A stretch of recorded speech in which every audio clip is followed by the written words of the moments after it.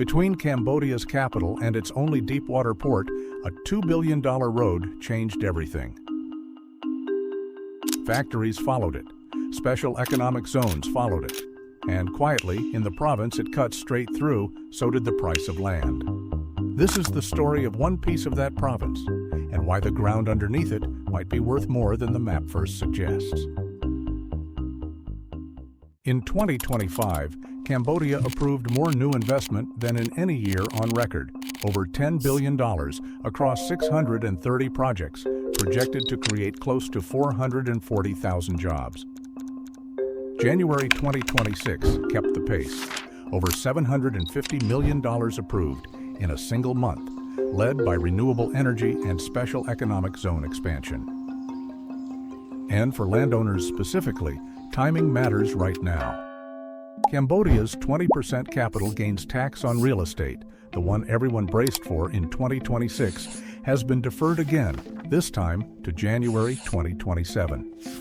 For one more year, land in Cambodia can change hands without the government taking a cut of the gain. That's not a permanent window, it's a countdown. Kampong Speu sits in the middle of that story almost by geography alone. It's the province the Expressway had to cross to connect Phnom Penh to the sea. 80 kilometers of the route run straight through it. And for years, that was mostly a fact about travel time. Now it's becoming a fact about industry. In March 2026, the Cambodian government signed off on the 518-hectare Canadian Special Economic Zone on National Road 51, one of the largest industrial approvals the province has seen. 2 months earlier, a Chinese firm, Cambodia Shanghai Special Economic Zone Company Limited, filed for a 455-hectare zone of its own in Phnom Speu district. Across January alone, 3 separate SEZ projects worth $260 million combined were registered across Kampong Speu and neighboring Kampot. None of that is guaranteed. Proposals get resized. Approvals take time. But the direction of travel, pun intended, is unmistakable. Even tourism is moving. In June 2026, a new road opened into Kirirom Paradise, part of a deliberate government push to build out Kampong Speu as a serious ecotourism destination, not just an industrial one. Follow National Road 4 southwest, and at a town called Treng Tri Weng, a smaller road breaks off and heads south, National Road 43. It runs past a school, a market, a fuel station, and about 15 kilometers down, a 9-hectare piece of flat agricultural land. That distance matters more than it looks. Treng Tri Weng isn't just a town on NR4, it's the site of tollgate number 4, a live operating access point onto the Phnom Penh to Sihanoukville Expressway. From this land, that's a 22 to 24-minute drive. Head the other direction and you're 32 minutes, 24 kilometers, from the proposed site of that Chinese-backed Shanghai Special Economic Zone. Again, proposed, not approved. But close enough that if it moves forward, this land isn't a bystander to it. The road itself tells its own story. National Road 43 is still unpaved red dirt along its full length today. That's the honest picture. But the right-of-way has been cleared to 40, in places 50 to 60 meters wide, well beyond what a simple village track needs. And right where it meets NR4, roughly 1 to 3 kilometers of new concrete road and drainage has already been built. Nobody has confirmed a province-wide paving plan, but nobody clears a 60-meter reserve and pours concrete drainage on a road, with no future either. This is the land.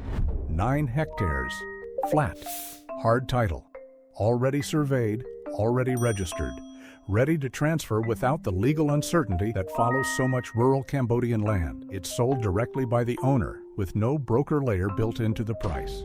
On it sits a 7-bedroom villa, livable today and realistically convertible into a site office or on-site manager housing for whoever develops the land next. It sits inside an established agricultural belt surrounded by working mango plantations. And directly across from it, an operating mango processing facility, Chinese-owned, alongside several smaller agribusiness operations. That's not a projection. That's a functioning business, already proving the area can support commercial operations today, not someday. In the rainy season, the road does flood, but not the land, and not in the way that strands people. It's surface mud, ruts, the kind of flooding that makes travel slow, not impossible. Local authorities regrade it with an excavator roughly every 2 to 3 months. It's rural infrastructure, honestly described, not polished, but functioning and maintained. Strip away the pitch, and here's what's actually true. This is not SEZ land. It's not paved highway frontage land. It's registered agricultural land, honestly zoned as what it is. But it sits inside a province the Cambodian government is actively building around, a confirmed operating expressway toll gate 20 minutes away, a proposed 9-figure industrial zone 30 minutes away, an active agribusiness economy next door, and physical signs, not promises, that the road connecting it all is being widened for something bigger than a farm tract. That combination, hard title, working neighbor economy, expressway access, and unresolved upside, is what a grounded comp-based analysis puts in the range of roughly $750,000 to $850,000 for the land and villa together, depending on final due diligence on the structure itself. Not a guess, not a hope number. A range built off real, dated comparable listings across the same district.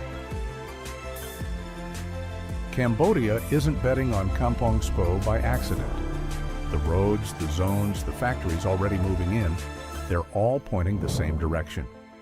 This 9 hectares on Route 43 isn't the center of that story yet, but it's standing exactly where that story is being written.